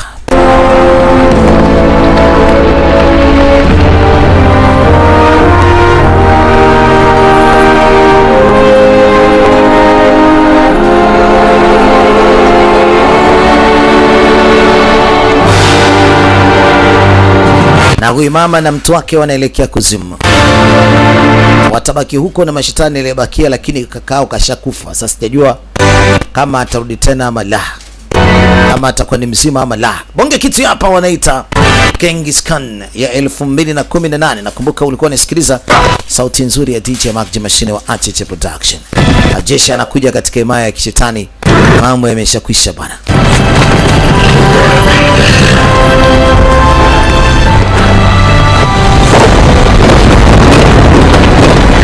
Himaya hii inadondoka yote. Nakumbuka ilijengwa katikati ya maji na inaweza kuzama. Wafanye mpango wa kuondoka kabla ngome, yani kabla ngome hii haijazama na kabla hawajadondokewa na vifusi.